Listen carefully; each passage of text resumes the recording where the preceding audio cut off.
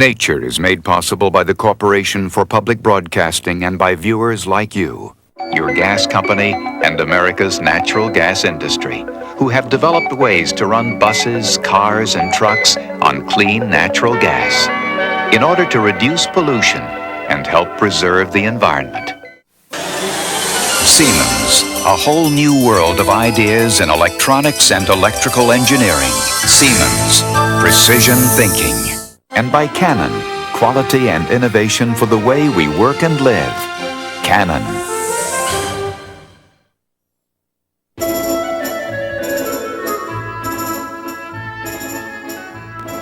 This is George Page, and I'm with Russian naturalist Dr. Nikolai Drozdov as we continue our journey into the realms of the Russian bear.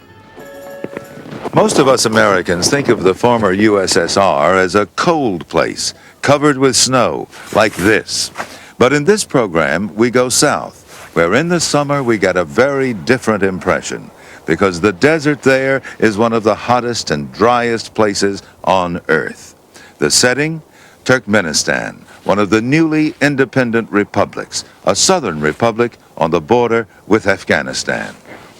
Yes, George, and deserts are among my most favorite places. Being a professor in animal geography at Moscow University, every year I take my students to these hot, dry places for field work. In Russian, desert is called pustynya, which means an empty place. But as you'll see, our deserts are far from empty, far from lifeless. They are full of animals that I love so much.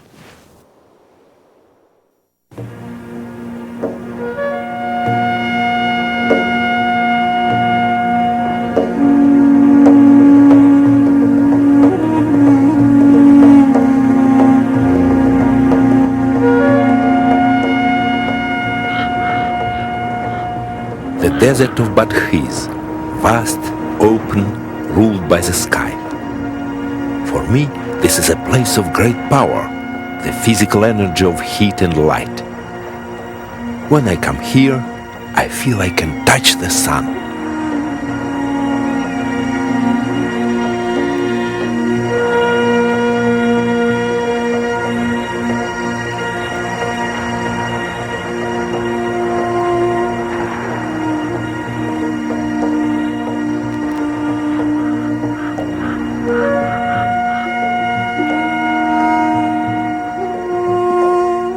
Nearly the whole of Western Europe could fit into the arid lands of Central Asia.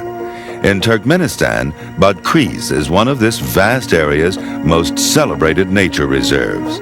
It contains the Great Depression of Yer Olan Duz, whose limestone walls rise into towering cliffs.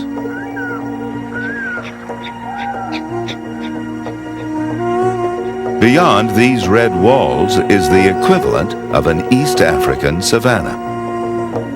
Instead of zebra, there are kulan. Instead of acacias, there are pistachio trees.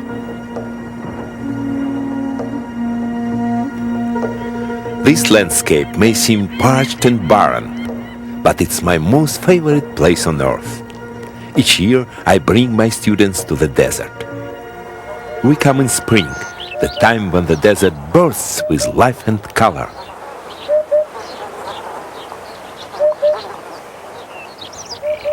These poppies are just one of the nearly 450 different plants in Badkhiz.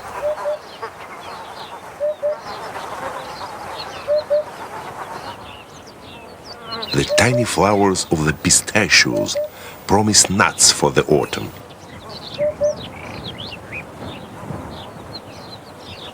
Now they're a perch for hoopoe.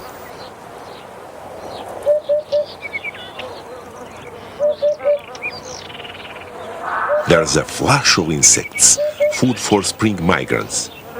This is a roller, a local breeder. Rose-colored starlings are en route to nesting sites in the north.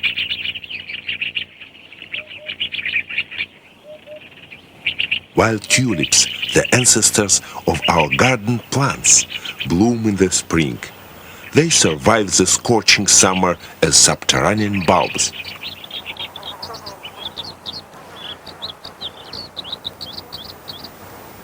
Horsfield tortoises also spend most of the year underground. They are only active for about 10 weeks, when the vegetation is green and lush. Now they must mate before the scorching summer sun drives them once again into their burrows.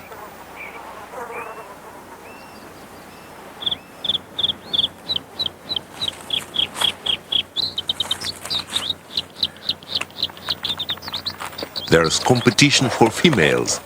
Here comes a rival.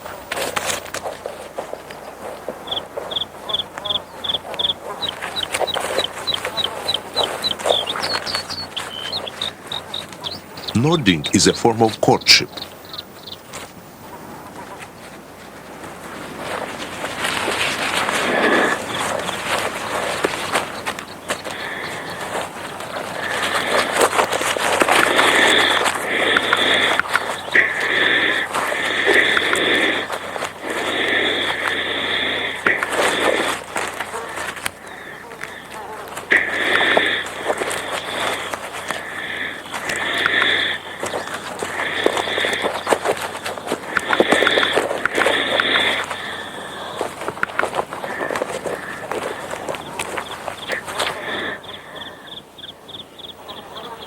The loser makes a strategic withdrawal. Late in May, the female buries her eggs, which will be incubated by the heat of the sun.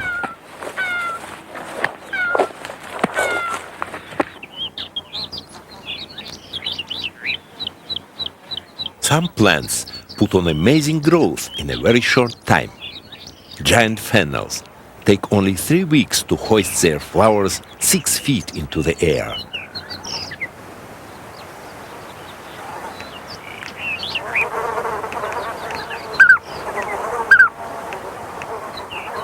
They are like high-rise restaurants, serving nectar and pollen for a myriad of different kinds of insects.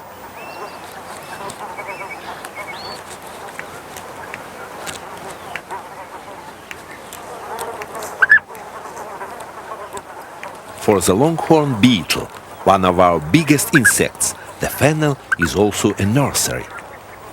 Its grubs pierce through the hefty stems, feeding on the juicy center.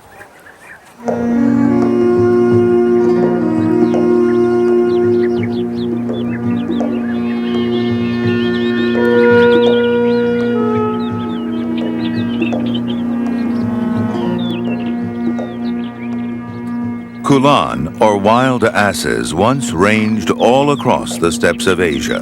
But unfortunately, overhunting and the spread of human settlements caused their numbers to decline. In 1941, Badkri's Reserve was established to protect Kulan. There were then fewer than 100. Now there are 3,000.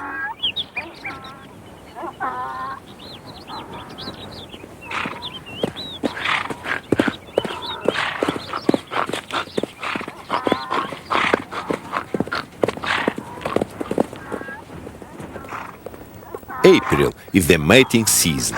The stallions round up harems of mares.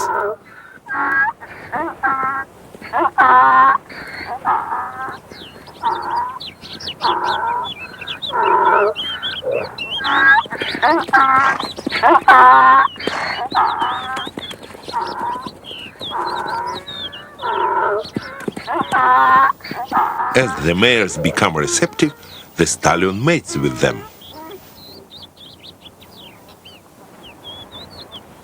Like East Africa, we've got our gazelles, goitered gazelles or Geran. Up until 1960, they were chased by cheetahs, but alas, the cheetah is now extinct here.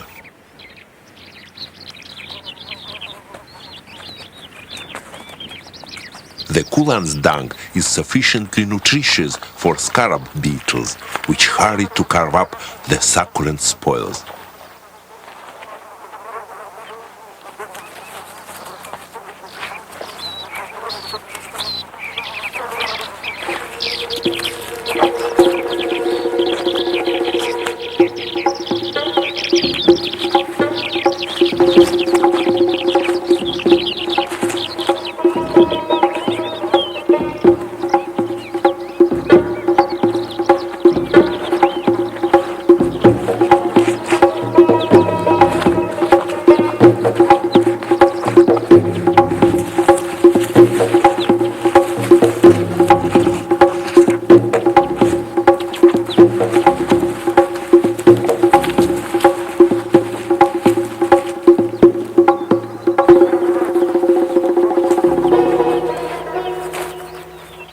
The scarab won't rest until its valuable booty is safely stored away.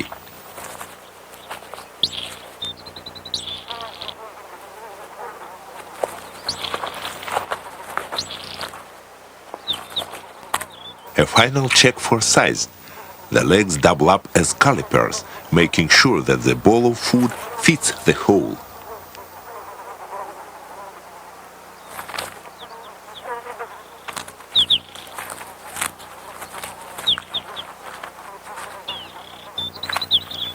Beneath the soil, the dung stays moist, and the scarab can feast in peace, away from other beetles and predators, like the Hubara bustard.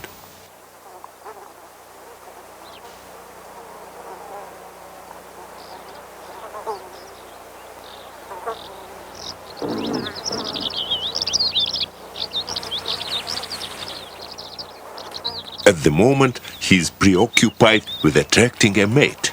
His confection of feathers so obscures his view that he's said to blunder into shrubs like a headless chicken.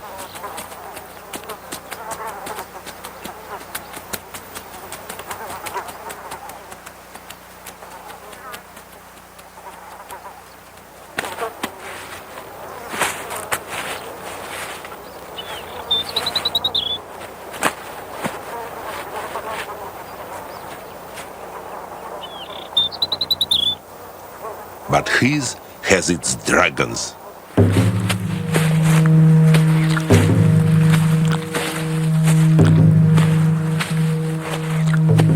The sight of the desert monitor strikes fear into the hearts of some people. But I have always dreamed of places where reptiles roam.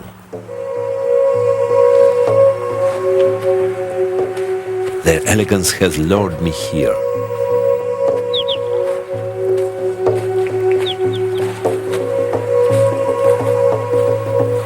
Desert monitor is our largest reptile, 5 feet long, with very muscular, powerful limbs. It's a voracious hunter.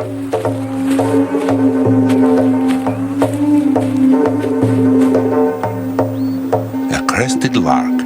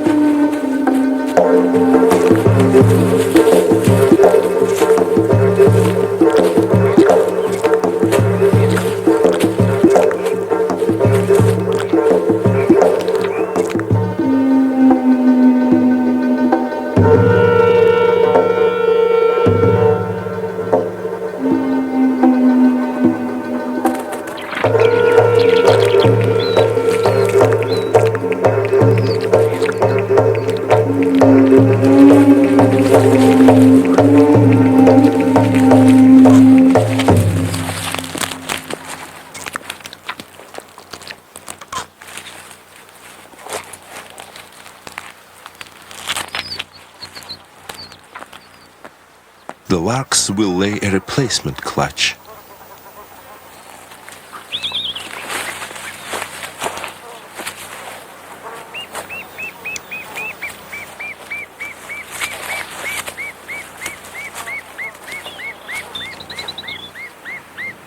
The monitor also has a taste for giant gerbils, but now that they've been alerted, they won't be caught this time.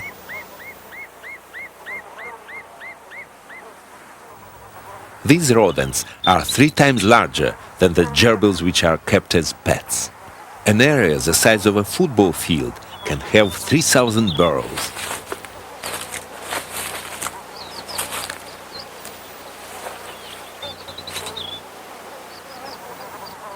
Enriched with gerbil droppings, the reworked spoil makes a good seedbed for plants. Their dens attract Isabelline wheatears.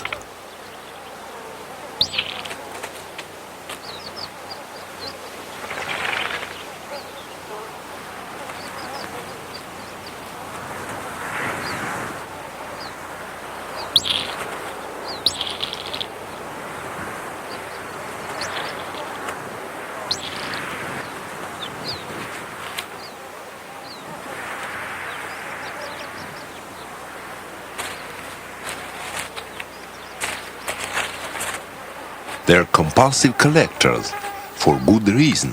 Fresh vegetation soon withers in the heat, so plants are best preserved underground, where it's cool and humid.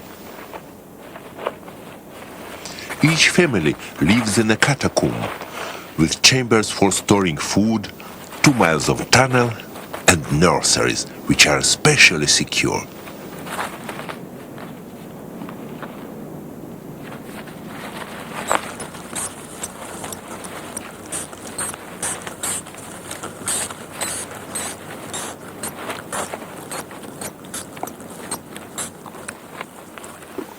They're extremely fast breeders. The first pups are born at the end of February, and by June, the females will have produced 2 more litters with a dozen babies in each.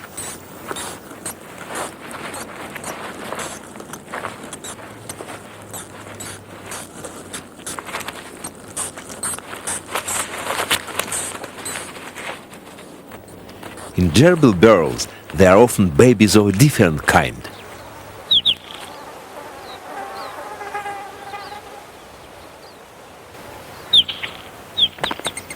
The Isabelline Whittier nestlings were hatched 6 feet underground.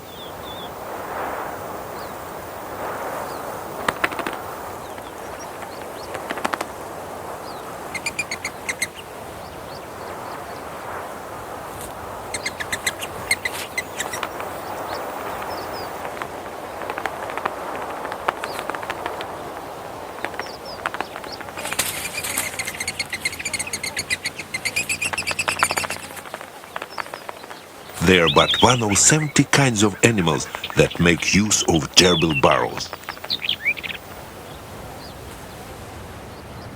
The largest bird in Badkhiz also has a chick.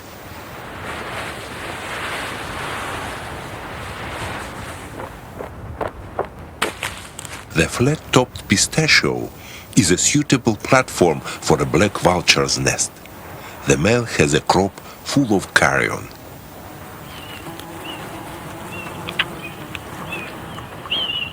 But he won't feed his offspring. He leaves that to his mate.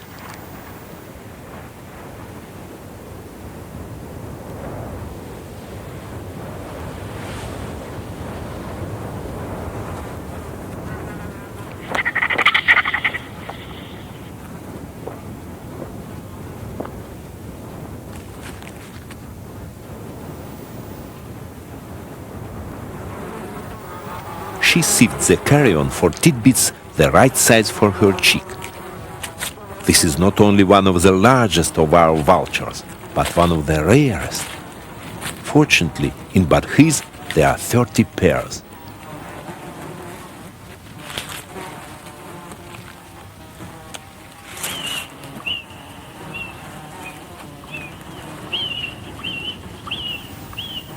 Being so small, the chick needs shielding from the relentless midday sun.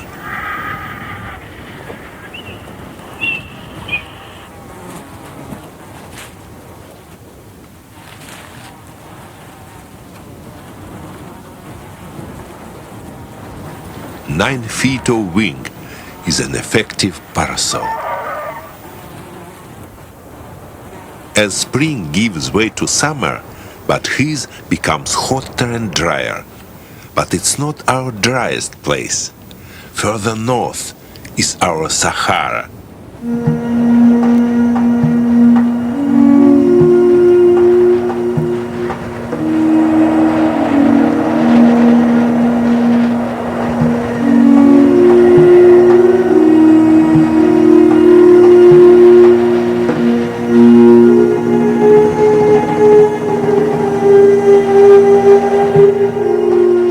Rolling dunes or barkhans are part of the Karakum Desert in northern Turkmenistan.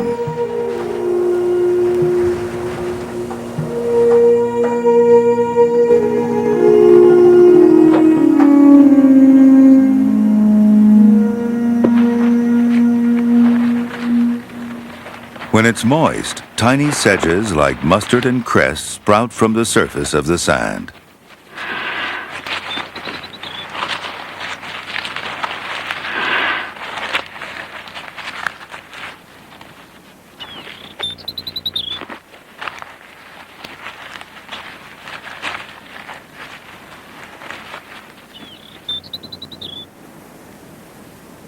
During the short growing season, the camels thrive on these nourishing sprouts. It enables them to produce rich milk.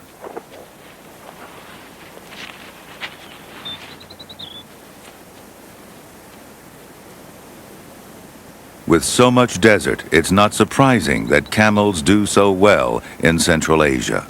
250,000 prosper in these arid lands.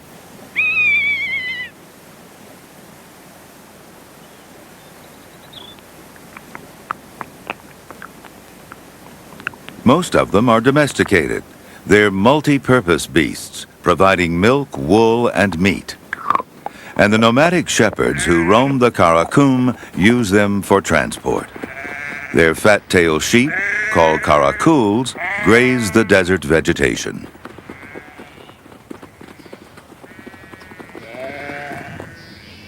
Unfortunately, these arid lands are spreading, due partly to the flocks of sheep nibbling away at the protective cover of plants.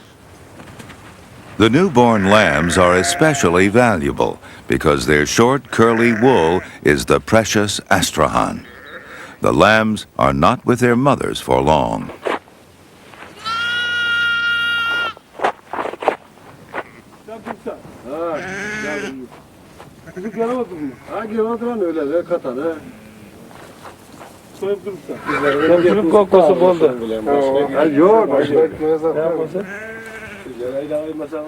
Removing the pelt requires skill and a good set of lungs.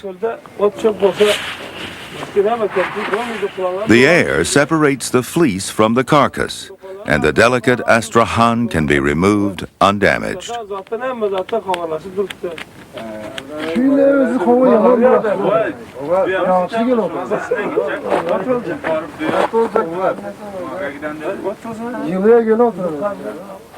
For these Turkmen shepherds, it's a way of earning a living from the desert.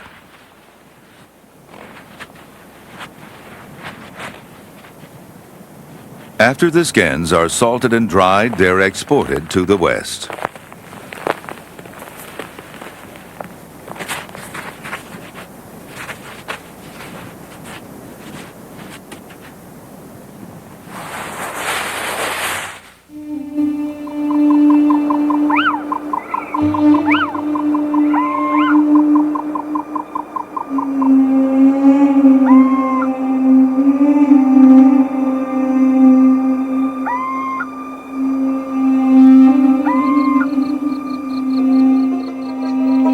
Desert is really two worlds in one.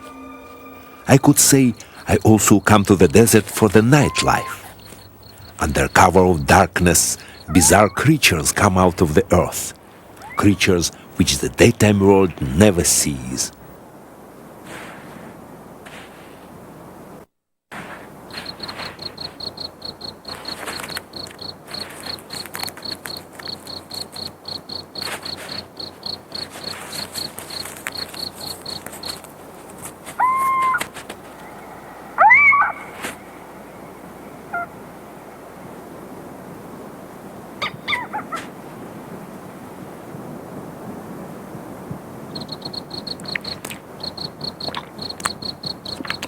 Sand geckos don't have eyelids and remove dust with their tongue. A big-eared hedgehog covers 7 miles a night.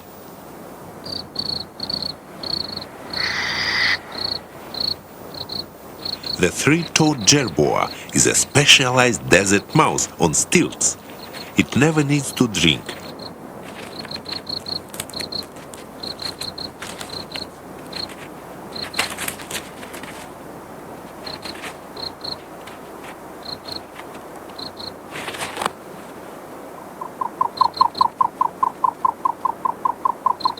The hedgehog is sensitive to the slightest sound.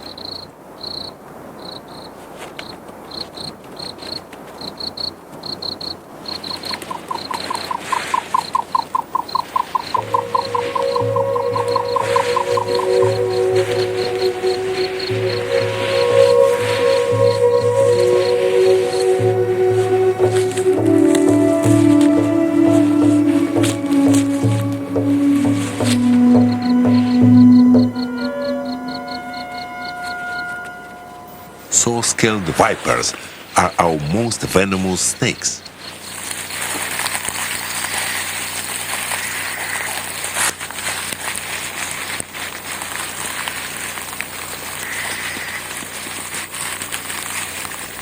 The hedgehog's spiny shield makes it impregnable.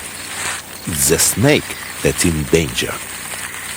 As it recoils in alarm, its scales rasp together, making a warning noise.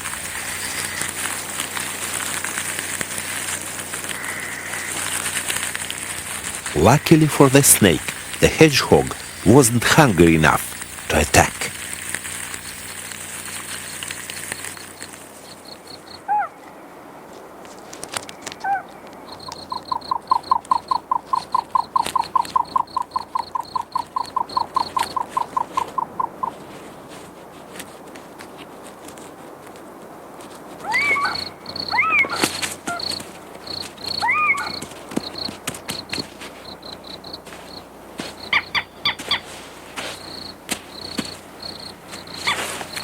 Little owls take the odd jerboa, but they feed chiefly upon insects.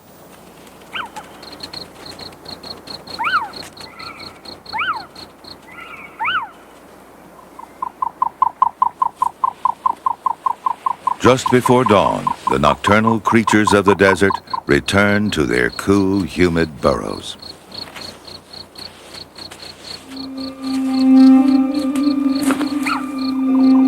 Shortly after sunrise, the desert stage is active with another cast of characters.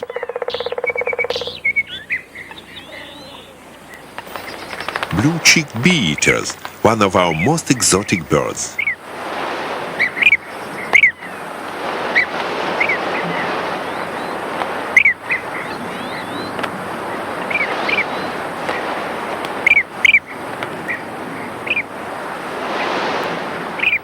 After spending the winter in southern Africa, they come here to breed.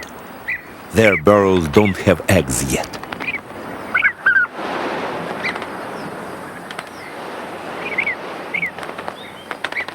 The cocks catch insects on the wing.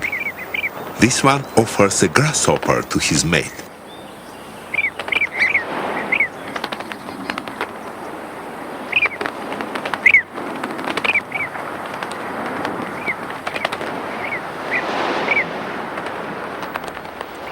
Courtship feeding enables the hen to build up reserves for egg laying and is a prelude to mating.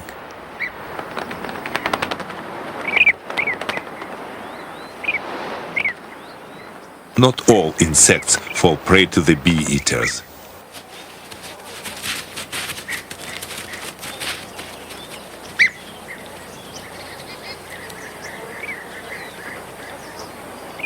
This strange walk acts as a warning. The tenebrionid beetle produces offensive chemicals from the tip of its abdomen.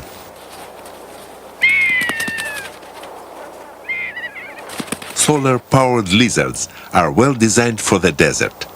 They're encased in waterproof scales, and for their high-speed activity, they need to be heated by the sun. The toad-headed agama is unique to the Karakum.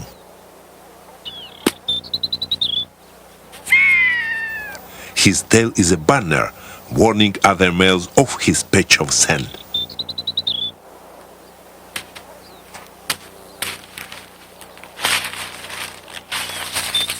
The desert agama doesn't display with his tail, but performs push-ups to show his blue throat and belly. He's saying, "This is my patch of desert."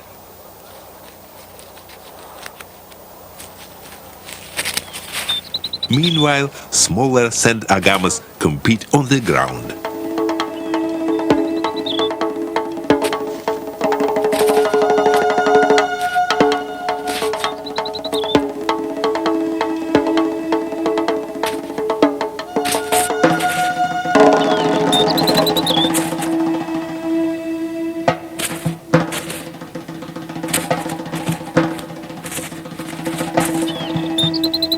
The harmless sparring ends in a synchronized retreat.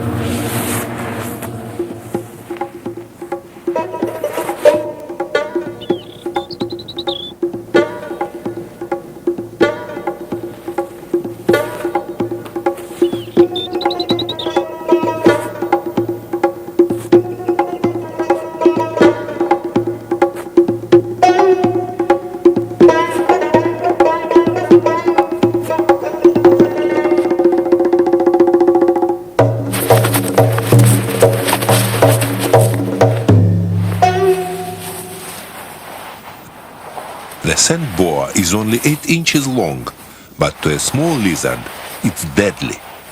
Like its larger cousins, it's a powerful constrictor, squeezing the last breath from its victim.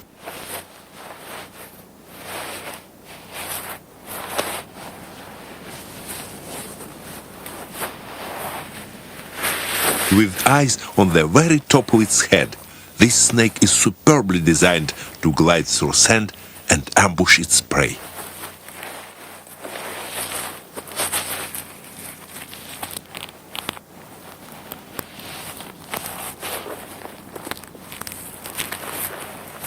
As they're so abundant, lizards are prized by many desert predators, even by white-winged woodpeckers.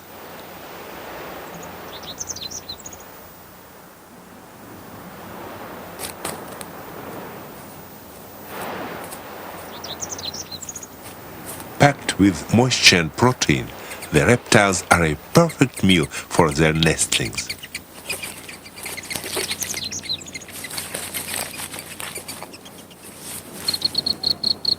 The Hubara bastard is also hunting. He must now fatten up before migrating to Pakistan.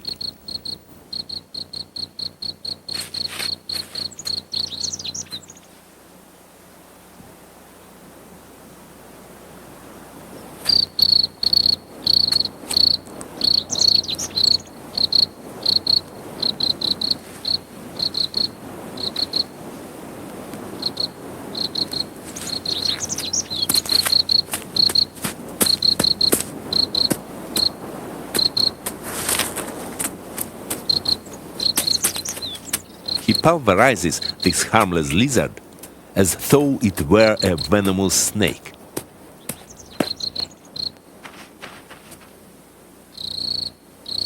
By June, the spring picnic is over. The blazing sun has driven the lizards into hiding, and the herbaceous plants have set seed and withered.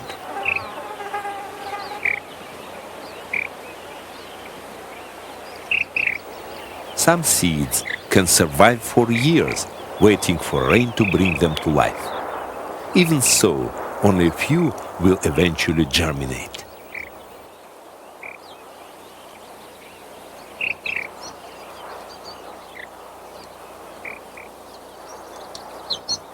Seed killers are everywhere. The black-billed desert finch can survive without water, getting all its nourishment from seeds.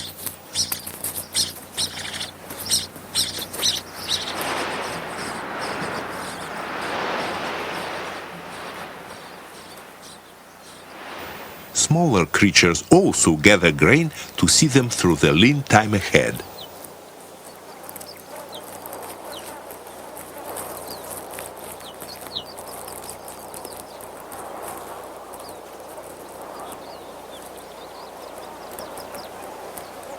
Harvester ants have subterranean granaries.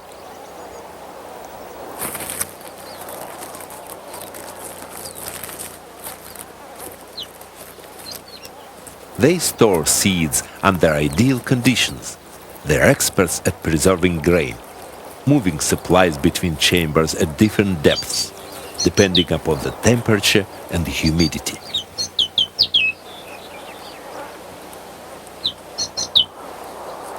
Sometimes these workers hoard such large amounts of grain that the Kulan or even the local people will pillage the ants' store.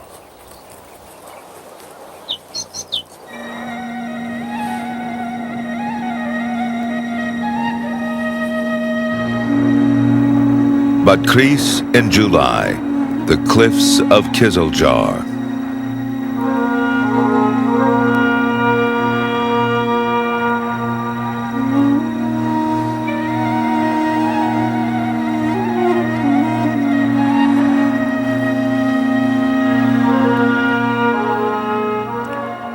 This depression stretches for 18 miles. It's the Grand Canyon of Budkris.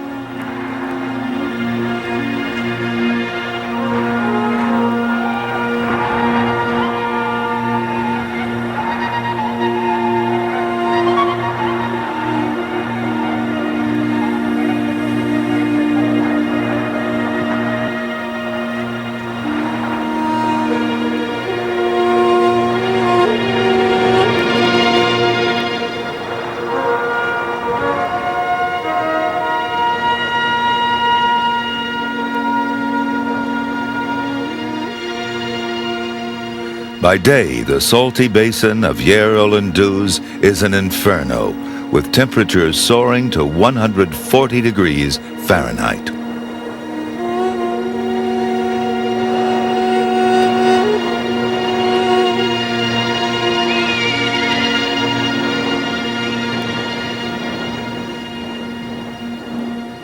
Even here, some animals manage to do well, but they are only active after sunset.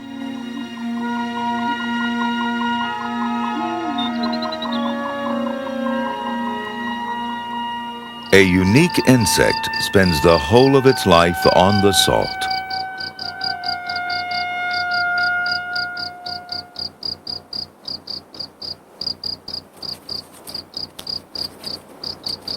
The ferocious tiger beetle is long-limbed and fast.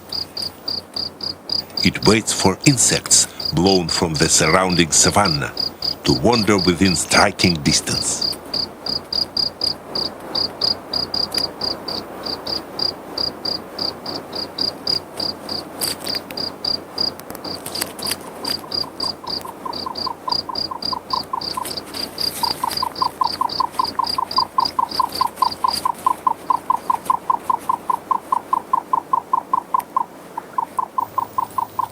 Once these jaws have sprung, there is no escape for the cricket.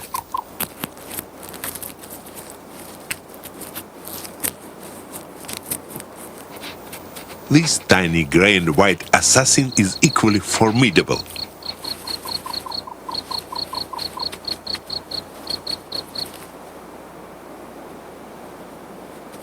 The putorak, a kind of shrew, won't hesitate to tackle a locust the same size as itself.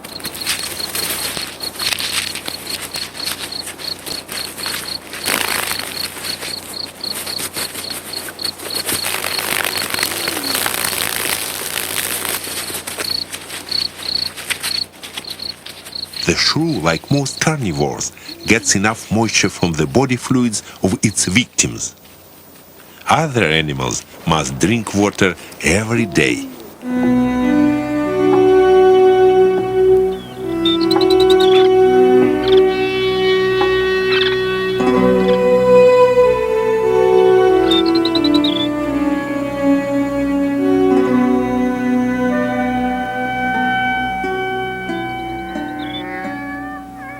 By high summer, the Kulan must live near a water hole.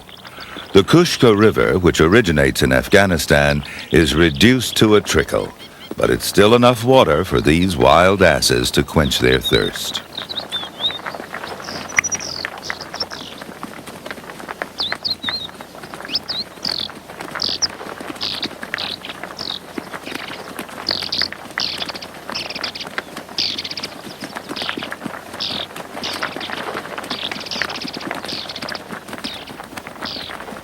The Kulan move off to find grazing, commuting daily between the dwindling streams and their pastures. The hot sun drives down other creatures from the surrounding hillsides to drink. wolves.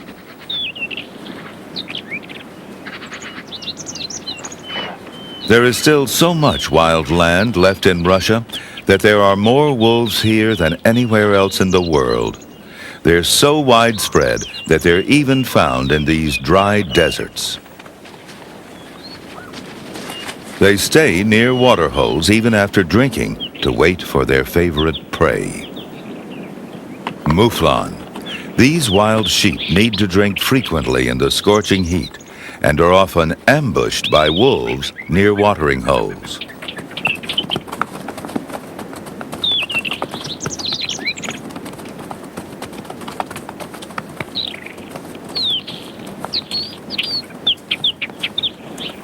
Walking by these riverbeds, I have collected many mouflon skulls.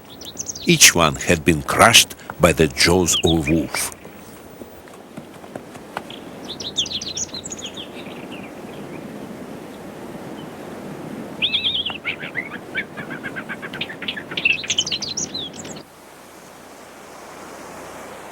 It's autumn, and on the savannah there's a bonanza of food. Throughout the dry summer, the pistachio trees have continued to grow. The nuts are now ripe and crammed with calories. These pistachios are crucial to the animals of Batkhris. The summer grasses are dying away, and these grazers must now rely on the pistachios. Mouflon gorge themselves prior to mating.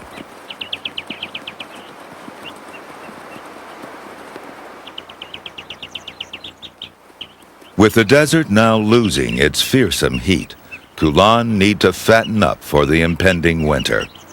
They move into a grove of pistachio trees to seek out the ripened nuts.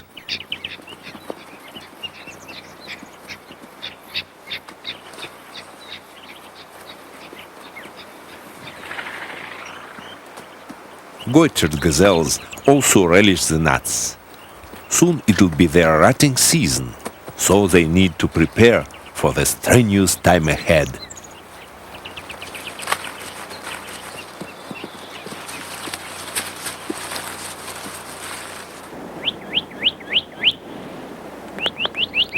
The rock nuthatch is an expert at collecting pistachios.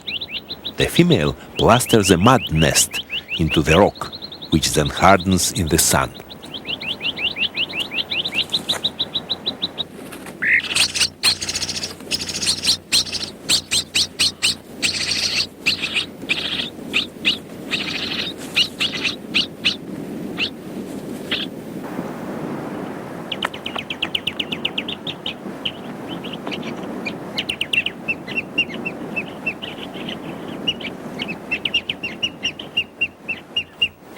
The hardened entrance to her nest becomes a perfect place to wedge the nuts. Now she can hammer away at the tough shell.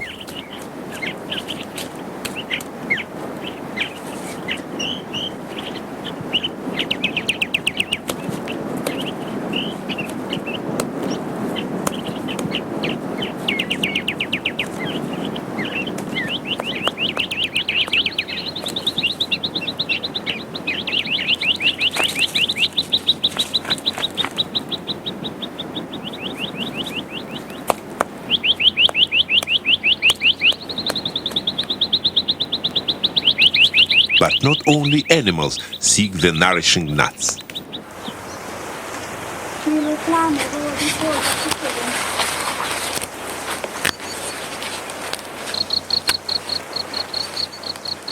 Pistachios are a valuable crop for Turkmenistan. 2,000 tons are exported from Batkhris each year. But on this nature reserve, the harvest is limited so that the wild animals can have their share.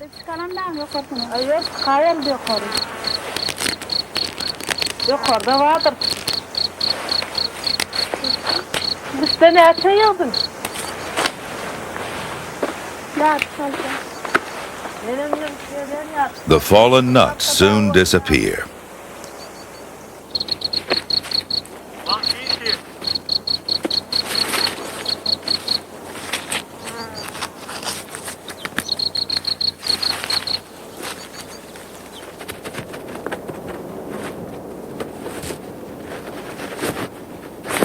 Unlike the reptiles, gerbils don't hibernate, but huddle together for warmth in their burrows and feed from the store of pistachios. But not all the gerbils will survive.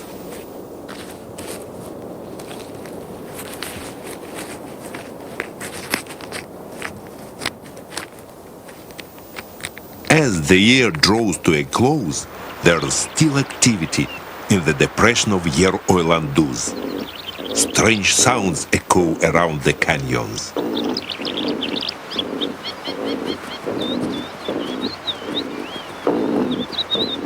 The love song of the gazelles.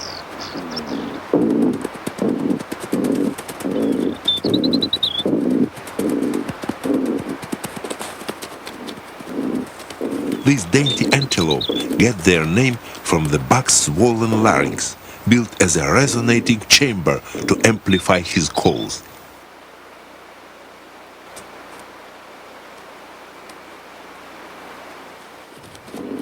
Fattened on pistachios, the bucks need all their strength to maintain a harem. Competing males are brought together around a pool of drinking water, and this creates conflict.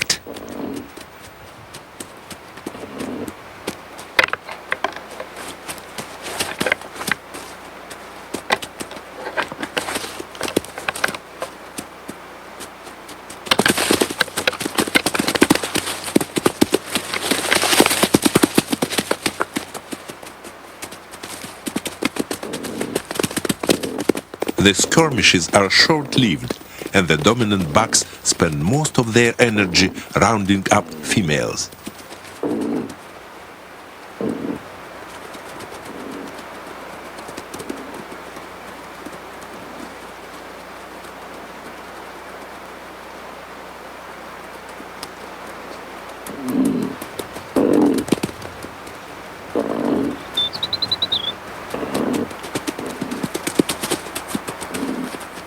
Each buck collects 4 or 5 females for his harem.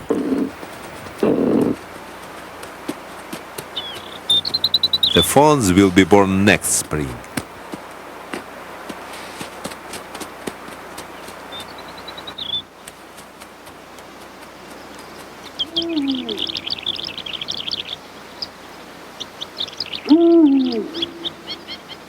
This desert that I love so much is still a wild place, vast and exposed, open to the universe. It's a timeless place, reaching back into the past, making the present come alive. It's a great privilege for me to come here and witness the ghostly flight of the eagle owl.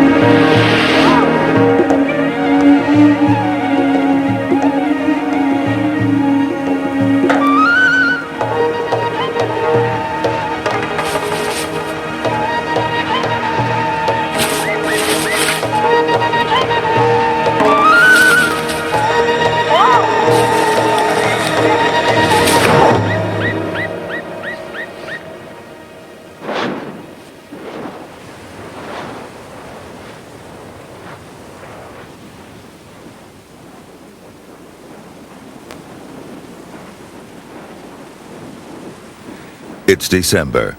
There's been no rain for 8 months, and Badkris reveals another very different mood. The temperature plunges to zero. In the realms of the Russian Bear, nowhere, not even the desert, escapes the icy blast from the Arctic. Black larks search for buried seeds.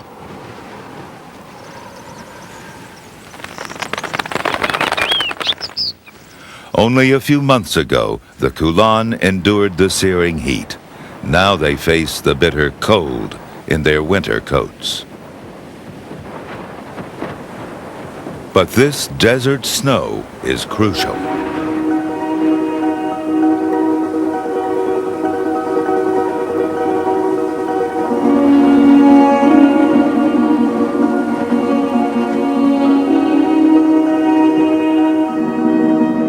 This precious moisture drives the abundance of spring. Warmth and the trickle of water coax tulips from the ground.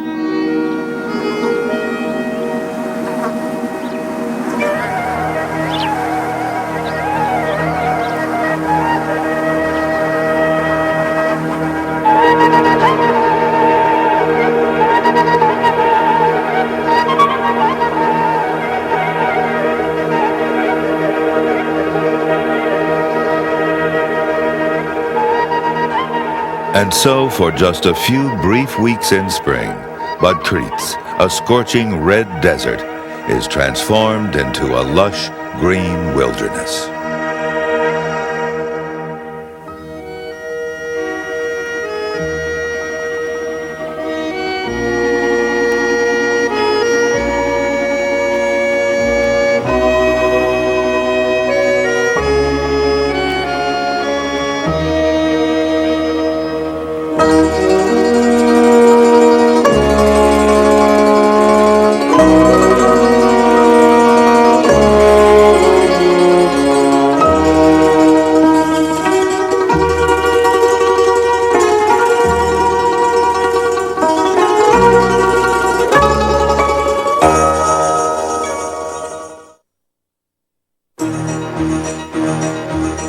Next on Realms of the Russian Bear. Few people have visited these majestic peaks. Here, snow leopards wander in icy regalness, stalking unsuspecting prey. A lone ibex surveys his domain. Join us as we continue our journey to the Celestial Mountains.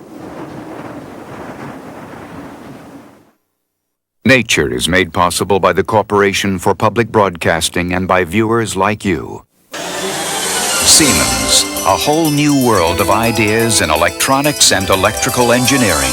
Siemens, precision thinking. And by Canon, quality and innovation for the way we work and live. Canon.